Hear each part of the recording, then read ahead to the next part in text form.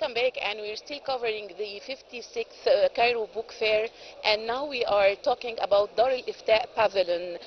This year Dar al-Ifta participates with a remarkable pavilion offering visitors a unique opportunity to explore the intersection of faith, modern issues and Islamic thoughts. And to shed more light on this topic, we are delighted to have with us Mrs. Heba Salah. She is a researcher and translator in Egypt, Dar al-Ifta. Thank you very much for joining us, Dr. Heba Salah. Thank you for this opportunity to talk about such a remarkable event in Cairo right now. Thank you. I would like to start first by telling me about Dar al-Ifta Pavilion this year in the book fair. Yes, actually, Egypt Dar al-Ifta this year is witnessing a very big change, a positive change, as we are sharing with the visitors of the Cairo Book Fair a lot of various scholarly output, along with holding many seminars along the day throughout the time of the book fair is holding starting January 23 till February 5. Actually, what really distinguishes this year's pavilion in Cairo International Book Fair is the idea of focusing on the integration between the religious thought or the fatwa, especially the fatwa, and the other humanitarian and social sciences. Very interesting topic. Yes, and this is what Dr. Nazir Muhammad Ayad stressed and confirmed in his first talk in the first seminar a couple of days ago. That this year Egypt Dar al-Ifta is taking a new form or a new way to reach out to the audience by offering them the opportunity of different selections of books. They can find their questions answered, and everything they might think about they find on the bookshelves of the pavilion. They can find that different topics, starting the jurisprudence itself for the specialized scholars to the layman who is asking about the different aspects of life, starting from practicing a certain type or a certain form of sports till traveling and fasting, and even the family.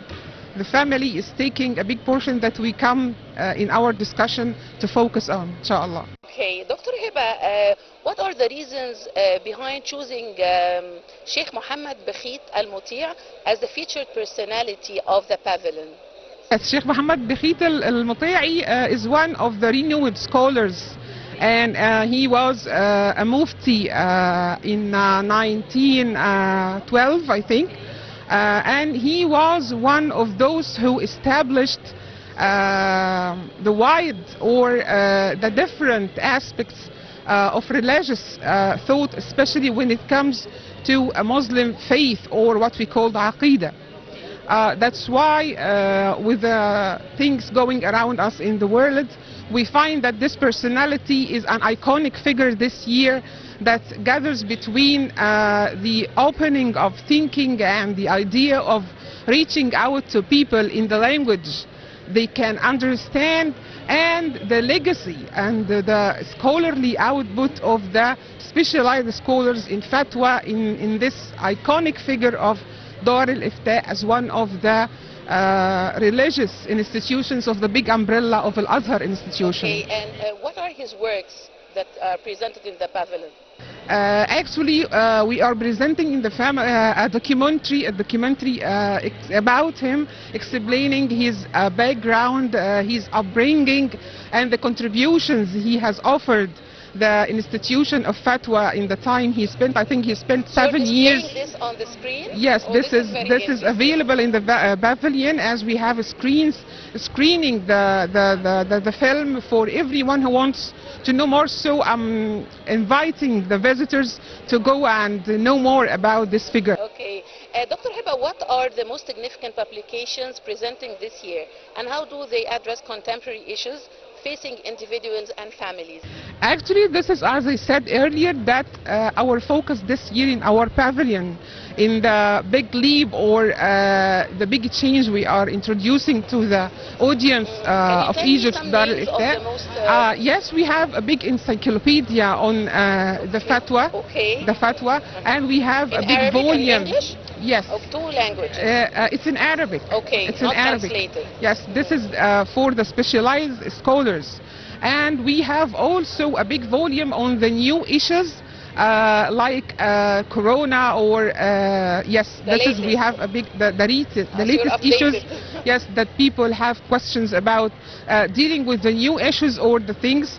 And along with this, we have a volume addressing the medical issues, and we have something dedicated to people with special needs as well. Also, we have something related to the family, because our focus this year is the family, with all the topics or the burning questions that parents and children, especially in the, with, as we say, that with Gen Z questions and everything, we have our children. Yes, we are focusing on how to integrate the religious thought and the fatwa along with the current issues or contemporary issues. Let me give you an example. Today we have a seminar inviting a very, very well-known figure in drama, Muhammad Sobhi, Dr. Muhammad Sobhi. Yes, and this will be a seminar, fatwa and drama. A couple of days ago we have fatwa and social problems. So we are focusing with the people from their own questions and giving a hand to reach out. Okay, this is very interesting. Dr. Heba, one of the seminars the pavilion organized, titled Fatwa and Social Problems, tackled pressing social challenges. And how does Dar al-Ifta aim to address these issues? Actually, this is a big work that we are bringing to focus in this year's book fair. As I said, that we are starting with the family since the very beginning, when the two couples starting to establish their home. For example, the rules or the pillars on which a Muslim family should be established, and the status of a Muslim family in Islam, and then the rules and the duties of every of the spouse, yes, the husband and wife, in according to the Islamic perspective, along with the changes we are witnessing in our this is very fast pace of our time, especially when it comes to the integration or the intersectionality between the idea of faith and the idea of what is going on in the world around us. So we are focusing on the family, and alongside the books and the idea of reading and knowing your duties and your role in this life, we are offering a space on the electronic space that people can reach out to Egypt Dar al-Ifta. Yes, we have even applications. Okay. Holding your phone, you can I never thought that Dar al-Ifta has all this technological. Yes, you can press the button, send your questions, and instantly get the answer. A very scholarly equipped answer that the layman can understand, and it lies within the rulings simplifying everything. Yes. Okay. Simplifying in order to reach out to people according to the language they understand. Well, okay. Yeah. Dr. Heba, how does the pavilion promote dialogue and interaction with visitors, especially those seeking religious guidance? Yes, actually I just have a look on the pavilion before I start talking with you right now, and I discovered that a lot of people were youth. The people of Gen Z we are just talking about, they are exploring the books and the titles on the shelf. So I think this is one of the achievements for Egypt Dar al-Ifta this year in its pavilion, that we have attracted the target audience in a way that... So you succeeded in this. Yes, and this year the theme is family. Yes, not family only, but reaching out to people. With people. Dr. Nazir, but you're concentrating on family. Yes, Dr. Nazir Ayad, the Grand Mufti, in his talk in the first seminar, he stressed the idea of integration between the different institutions in Egypt, not only the Fatwa or not only the Azhar, as we hosted Dr. Hala Ramadan from the National Center for Social and Criminal Sciences, and she had a very eloquent word and speech on the idea of integrating the idea of fatwa and religion, because as you know that religion comes for life, not to detach you from life. So this is the focus that Dr. Nazir is really stressing since the beginning of the Cairo Book Fair this year. Dr. Heba, what role do such events play in countering extremism and terrorism, fostering a better understanding of moderate Islam?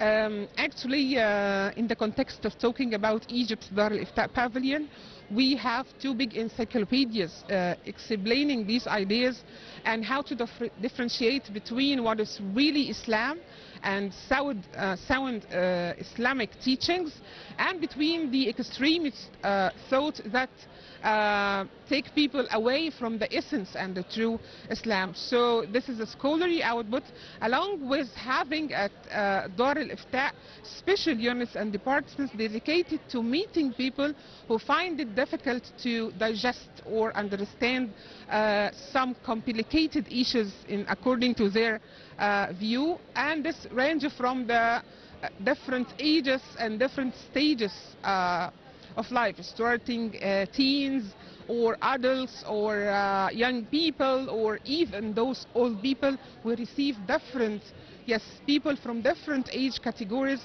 come to Egypt Dar al-Ifta to meet specialized scholars in order to debunk or refute these misconceptions around the clock.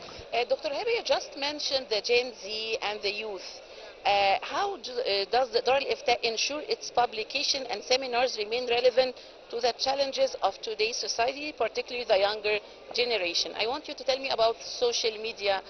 Yes, social media comes or tops the list of reaching out to audience. Those who are following the formal or the official accounts on social media of Dar al-Ifta, we have different social media accounts in Arabic and English reaching out to people inside and outside Egypt. Especially for the young people, we started, as I told you a couple of years ago, to focus and compile the issues that really put a threat to the faith or creed of young people, especially with that we are living in an open space. If you advise your child, stop watching this or doing this, you don't have the authority to control his interesting things he is inclined to read or to watch, especially that we have so many reels popping up on your phone or your smartphone. Once you hit the button, it's a non-stop information that comes before. So we are trying to, first of all, teach people that it's good to use technology from its right door. Don't be deceived by such illuminating things around you. Just go to the right door and you will be safe. Okay, Dr. Heba, what are the long-term goals of Dar al-Ifta participation in such cultural events? I think this cultural event, as being an annual event, I think starting by this year we will build on the success that Egypt's Dar al-Ifta Pavilion achieved so far in its space in this big event. And I think we will promote the idea that reaching to people is that easy as long as we are targeting, knowing how to target the audience according to their language.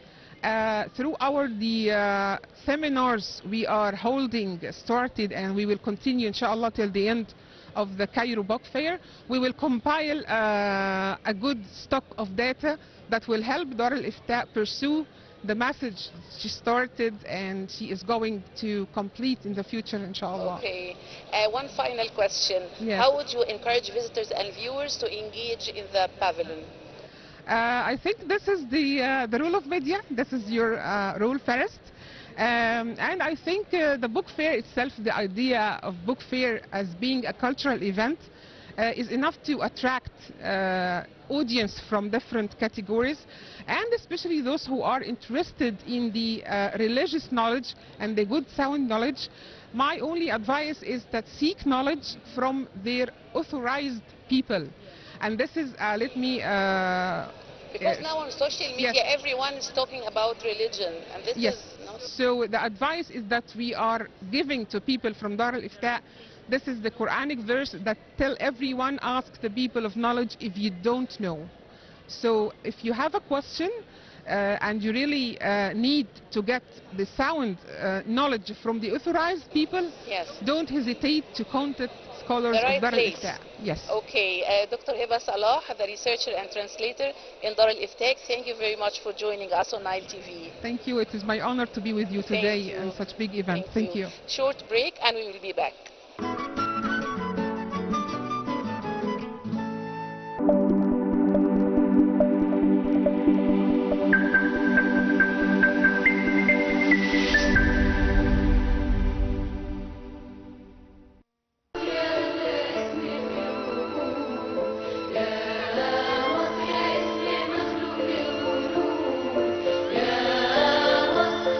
نعيش لمصر ونموت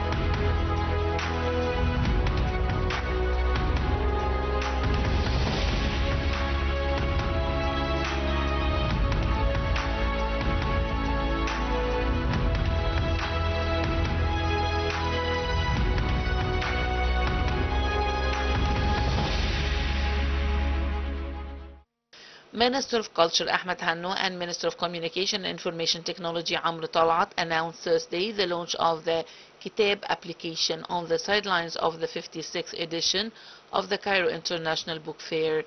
During a tour, both ministers witnessed the launch of the app. Hanno praised the fruitful cooperation between both ministries, which resulted in providing the necessary technical infrastructure to ensure the project's success. He emphasized that this collaboration reflects the integration between the government efforts to develop the state's cultural sector using modern technological tools. Hanno noted that the initiative will enhance the cultural interaction between Egypt and the world by providing global accessible digital content. The culture minister highlighted that the project aligns with the rapid digital transformation the world is experiencing, noting that the app aims to facilitate access to books through the latest technological means. He pointed out that the app includes a massive digital library featuring several books across various fields, enabling citizens to benefit from a diverse and constantly updated cultural collection. For his part, Talat revealed that the second version of the app will include an audiobook feature for those who prefer listening over reading. He said that efforts are underway to develop a similar app for the Egyptian Musical Library and to leverage artificial intelligence to translate more books, making them accessible to Egyptian and Arab researchers. These efforts represent steps towards making more knowledge and cultural content available to Egyptians and Arabs through the collaboration of both ministries.